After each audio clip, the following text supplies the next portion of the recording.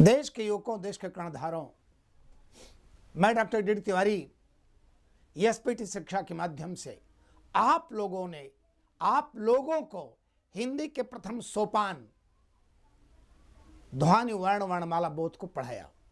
आज हम लोग जो टॉपिक उठा रहे हैं शब्द रचना, यहां से आपको गंभीर होना पड़ेगा। शब्द रचना, शब्द, व्हाट इज वर्ड? शब्द क्या है? शब्द क्या है? वास्तव में वर्णों का सार्थक संघात शब्द कहलाता है। अर्थात जब वर्ण अक्षर अर्थ सहित आपस में टकराते हैं, शब्द का निर्माण कर देते हैं। याद रखो, वर्णों का सार्थक संघात शब्द कहलाता है।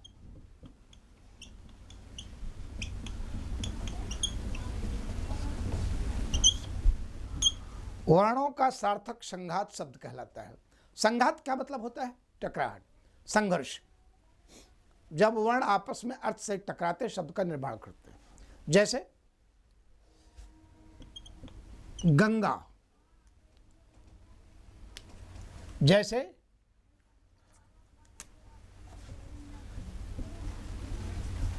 गंगा, यमुना, सूर्य, चंद्र, पृथ्वी, तारा। यहां पर आप देखिए वर्ण आपस में टकरा रहे हैं और शब्द का निर्माण कर दे रहे हैं। अब पॉइंट पे आ जाओ, शब्द के रूप।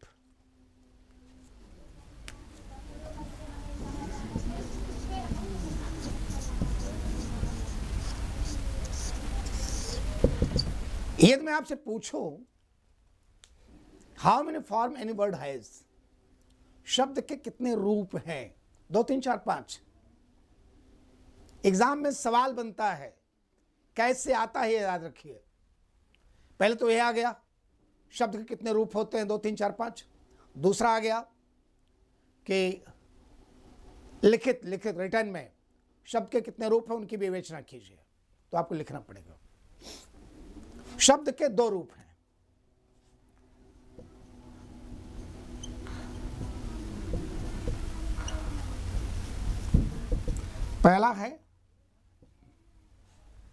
पहला है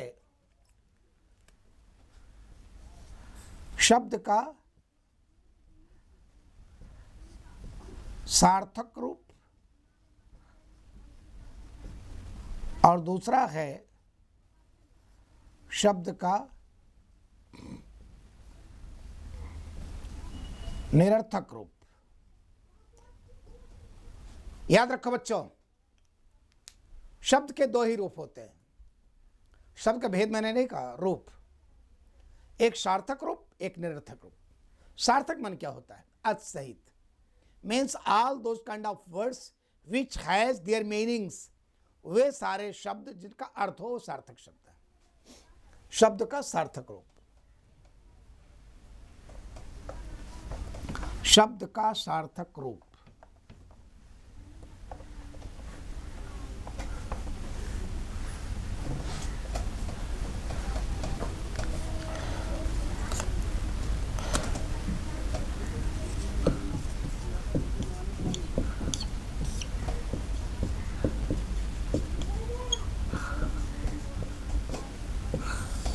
शब्द का सार्थक रूप। सार्थक माने सार्थक माने अर्थ सहित। सार्थक का अर्थ होता है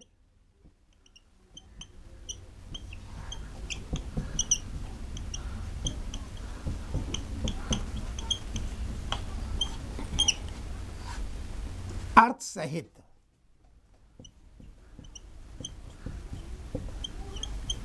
अर्थात जिन शब्दों का अर्थ होता है, जिन शब्दों का अर्थ होता है।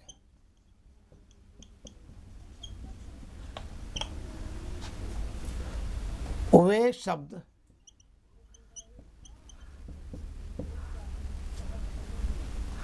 सार्थक रूप वाले शब्द कहलाते हैं। सार्थक रूप वाले शब्द कहलाते हैं।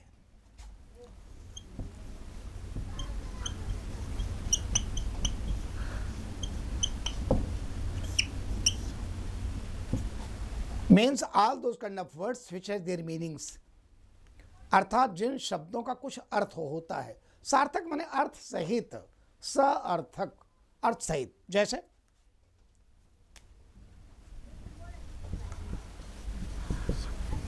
पुस्तक, कलम,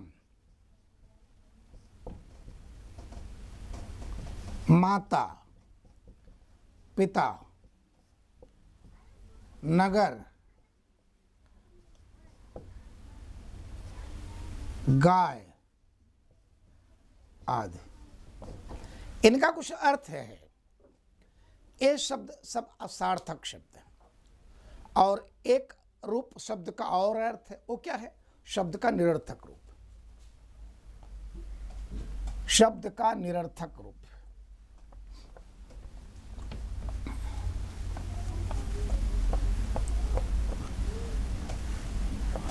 शब्द का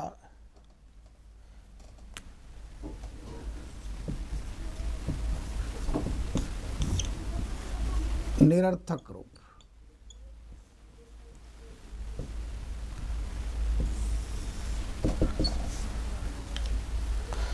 निरर्थक का अर्थ होता है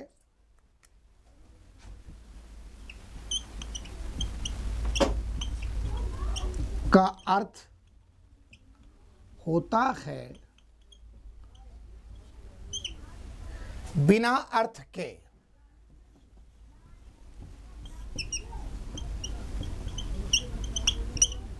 अर्थात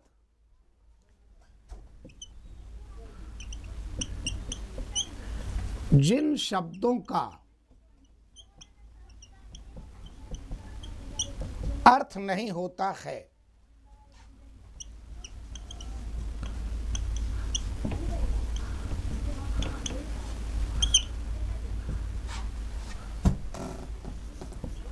जो सार्थक शब्दों के साथ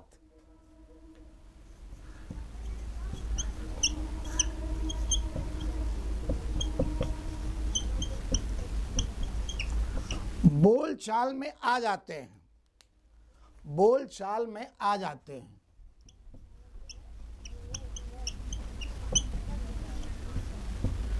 आ जाते हैं, उन्हें निरर्थक शब्द कहते हैं।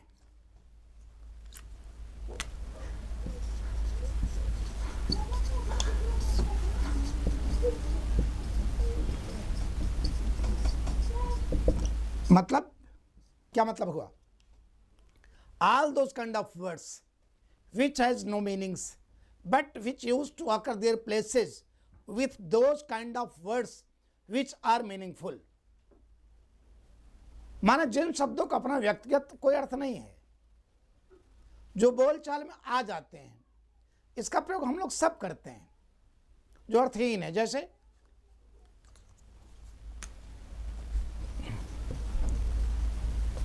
चाय वाय, चाय वाय, वाय का कोई अर्थ नहीं। रोटी ओटी, यहां ओटी कोई अर्थ नहीं है। खाना वाना,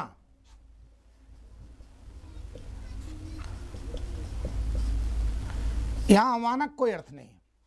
मैंने आपसे क्या बताया? All those kind of words which has no meanings. वाना कोई अर्थ नहीं, ओटी का कोई अर्थ नहीं, और वाय का कोई अर्थ नहीं।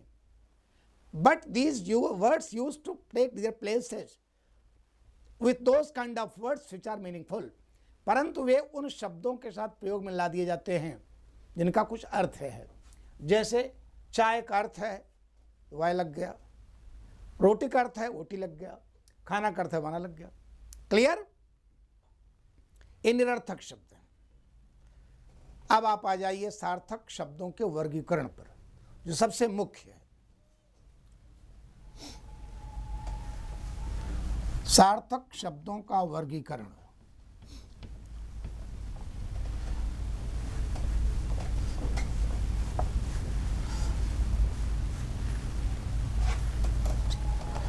सार्थक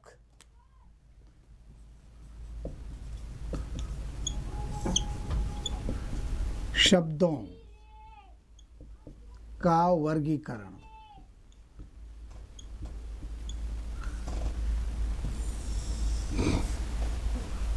सार्थक शब्दों को हम कितने रूप में बांट सकते हैं, कितने रूप में देखते हैं। पहला है रचना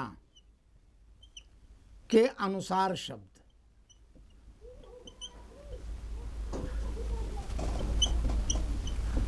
दूसरा है जन्म या उत्पत्ति के अनुसार शब्द। याद रखो बच्चों, मैं आपको अधिकारी बनाने के लिए दृढ़ प्रतिज्ञ हूं। आपको बस इतना ही करना होगा। अगर आपकी मजबूरी है, अगर आपके पास पैसे नहीं हैं बड़ी बड़ी कोचिंगों में फीस देने वाले, मान लीजिए, तो मैं अब तक दिल्ली, इलाहाबाद, प्रयागराज मतलब लखनऊ, ग्वालियर, इंदौर, जयपुर, तमाम जगह पढ़ा चुका हूं। इस समय मैं एसपीटी शिक्षा में हूं। डॉक्टर डी तिवारी एसपीटी शिक्षा में है।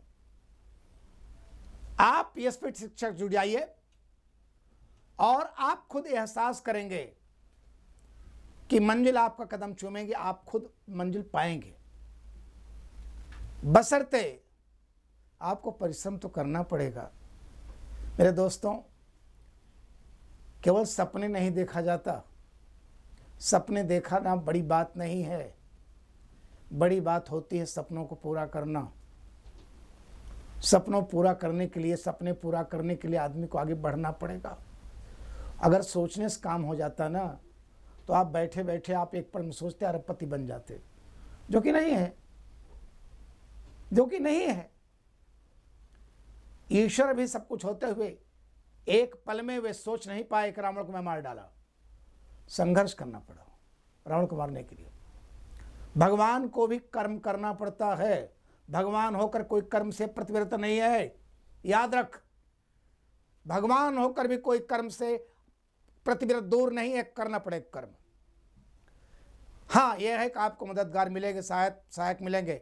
मैं पढ़ा ही रहा हूं और आप मान लीजिए पैसा आपके पास नहीं है, ठीक, मोबाइल तो है, एसपीटी शिक्षा,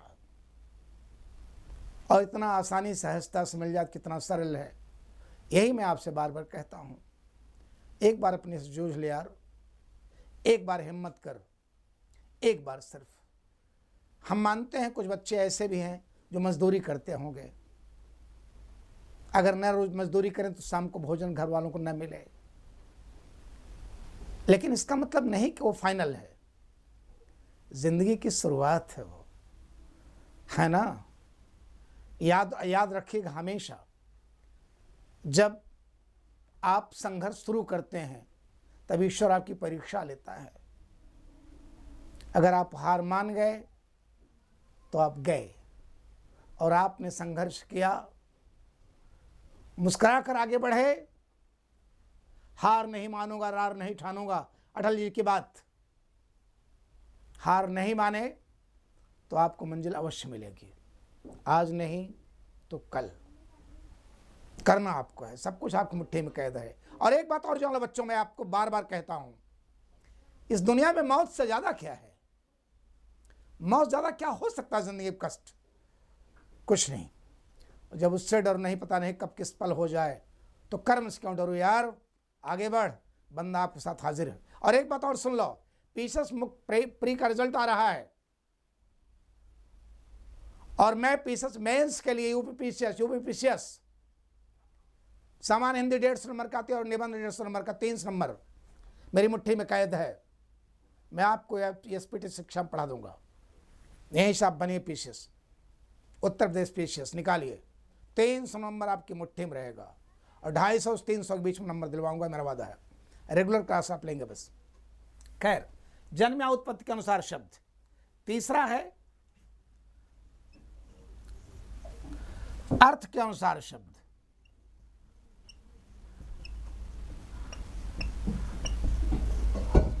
और चौथा है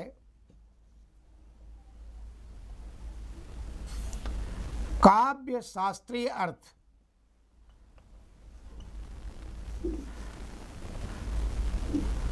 या शब्द शक्ति के अनुसार शब्द।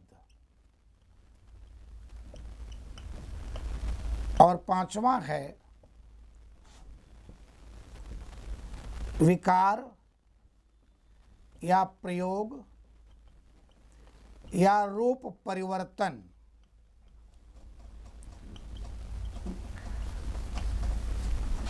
के अनुसार शब्द।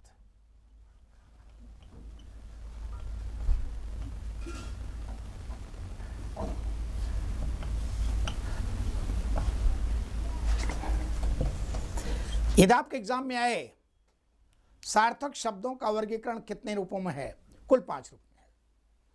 और एक बात और जान लो, कुछ विद्वान अर्थ के अनुसार शब्द और शब्द शक्ति के अनुसार शब्द दोनों में एक जोड़ देते हैं। वर्गीकरण केवल 4 रूप में मानते हैं, लेकिन आप कुल 5 रूपों में समझिए। नोट्स में लिखा दे रहा हूं, नोट्स।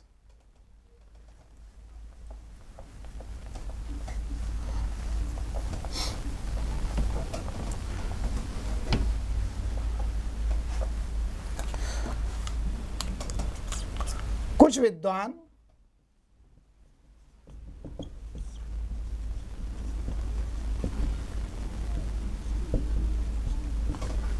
अर्थ के अनुसार शब्द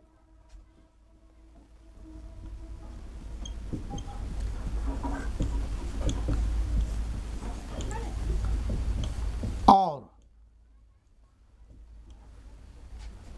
शब्द शक्ति के अनुसार शब्द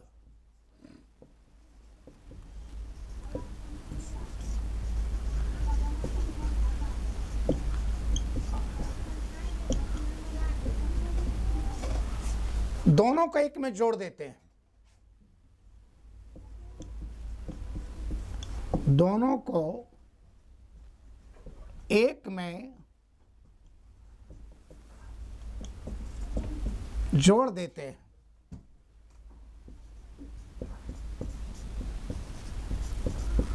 और सार्थक शब्दों का वर्गीकरण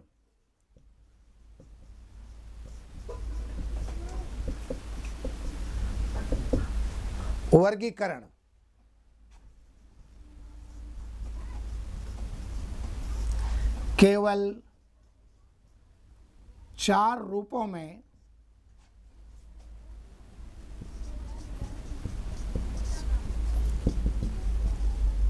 स्वीकार करते हैं, परंतु कुल 5 रूपों में मानना चाहिए।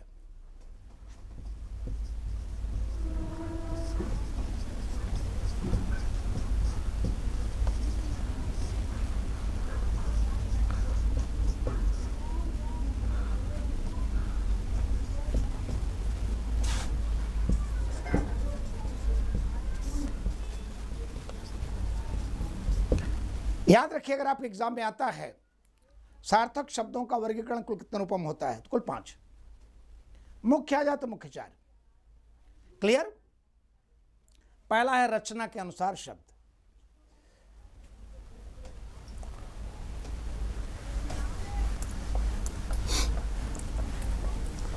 रचना के अनुसार शब्द।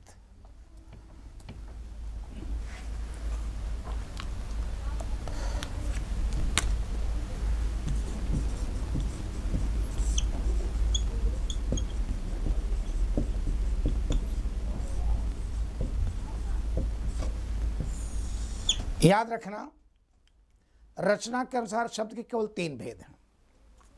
रचना के अनुसार शब्द के कुल 3 भेद हैं।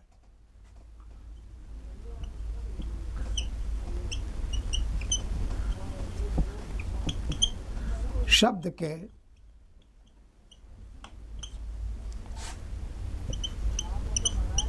कुल 3 भेद हैं।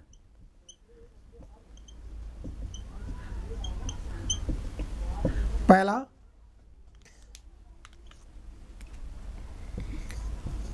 रूढ़ शब्द, दूसरा योग रूढ़ शब्द, और तीसरा यौगिक शब्द। याद रखिए आप लोग, इससे सवाल हमेशा आता है, याद रखना इस बात को। अगर आप प्री एग्जाम दे रहे हैं, उसमें एक शब्द दे देगा, कहेगा किस प्रकार का शब्द है, विद्यालय, रूढ़, योग रूढ़, यौगिक तीनों। और अगर आप मेंस एग्जाम दे रहे हैं तो पूछेगा रचना के अनुसार शब्द कितने भेद हैं, वर्णन करिए। तो आपको लिखना पड़ेगा कितने भेद हैं, 3, रूढ़, योग रूढ़, यौगिक। तो पहला है रूढ़ शब्द। रूढ़ शब्द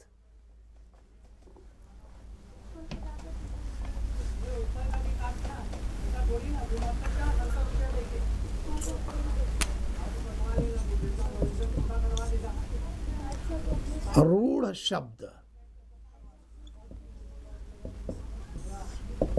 रूढ़ माने क्या होता है,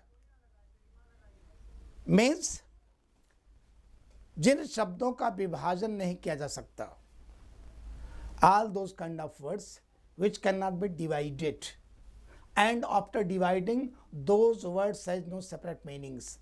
माने जिन शब्दों को हम बांट नहीं सकते, और अगर बांटने का प्रयोग कर उसका कोई अर्थ भी नहीं निकलेगा, रूढ़ शब्द कहलाते हैं। लिख लीजिए, जिन शब्दों को बांटा नहीं जा सकता,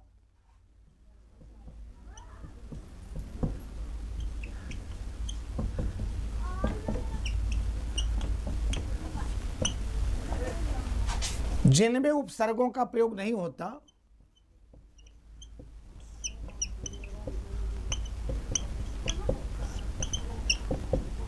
उपसर्गों का प्रयोग नहीं होता,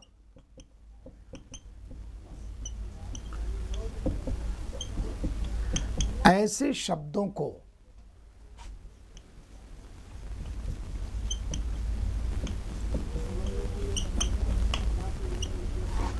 रूढ़ शब्द कहते हैं।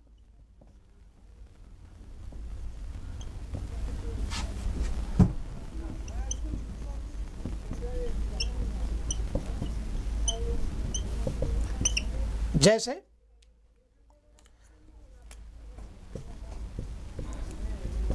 सिर, पैर, नाक, कान, गाय, भैंस।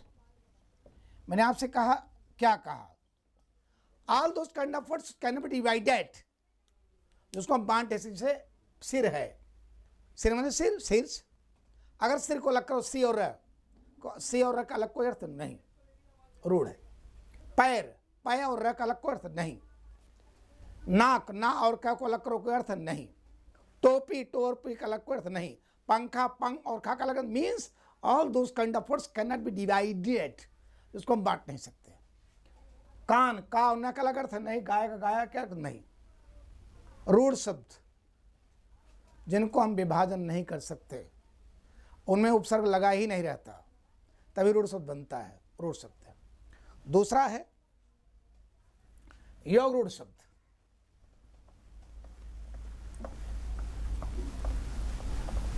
योग रूढ़ शब्द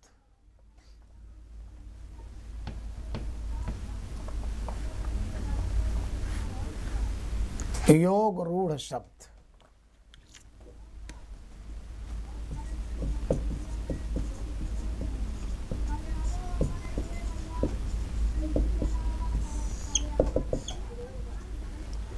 जब दो रूढ़ शब्द आपस में मिलकर कोई तीसरा अर्थ देते हैं, जब दो रूढ़ शब्द आपस में मिलकर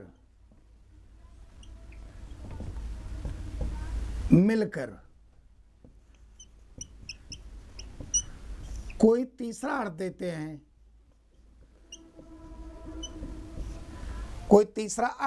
हैं,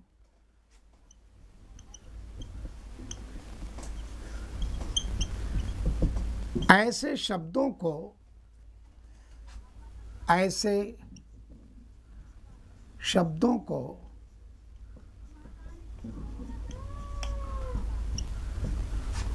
योग रूढ़ शब्द कहते हैं।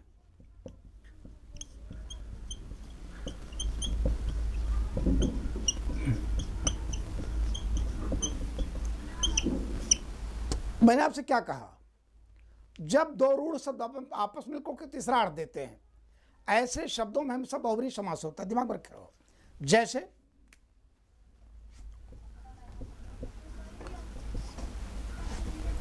जैसे दशानन, लंबोदर, चक्रधर,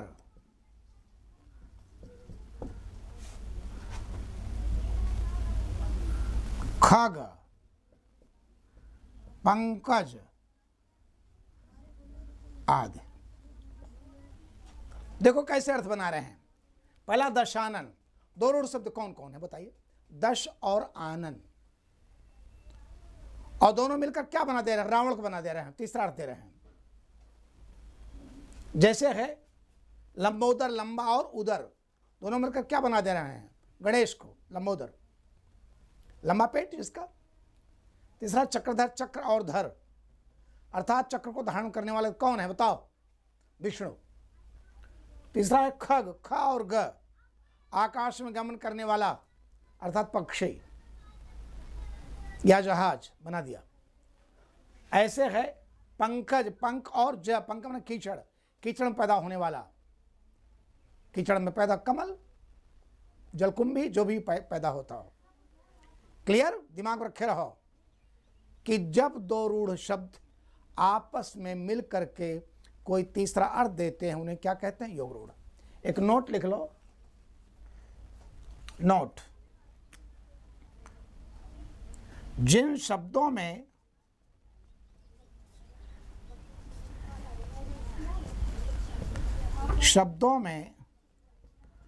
बहुब्रीहि समास होता है,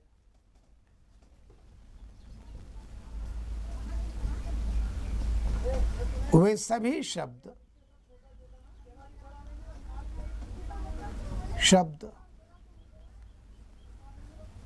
योग रूढ़ शब्द होते हैं।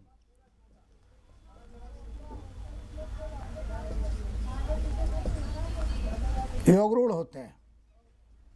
याद रखो, जिन शब्दों में बहुब्रीहि समास होता है वे सभी शब्द क्या होते हैं? योग रूढ़। तीसरा है यौगिक। यौगिक शब्द,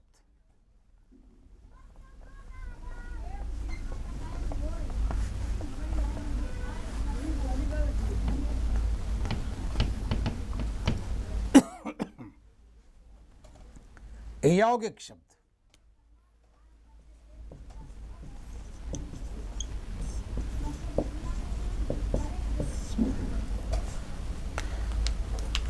क्या मतलब हुआ?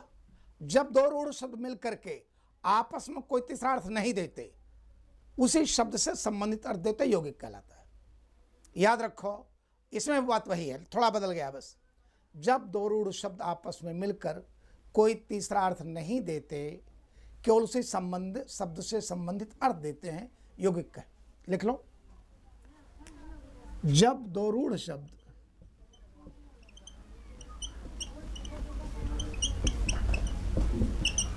आपस में मिलकर कोई तीसरा अर्थ नहीं देते,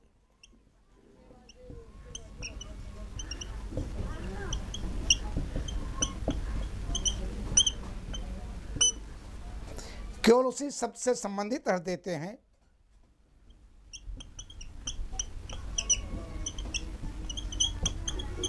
शब्द से, केवल उसी शब्द से संबंधित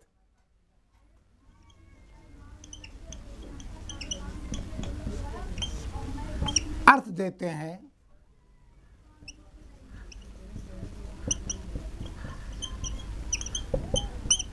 ऐसे शब्दों को यौगिक शब्द कहा जाता है। ऐसे शब्दों को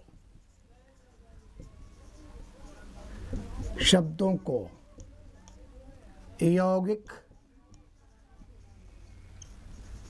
शब्द कहा जाता है।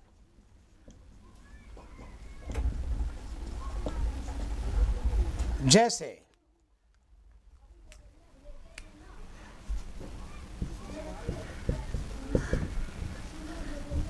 विद्यालय, वाचनालय, चिड़ियाघर,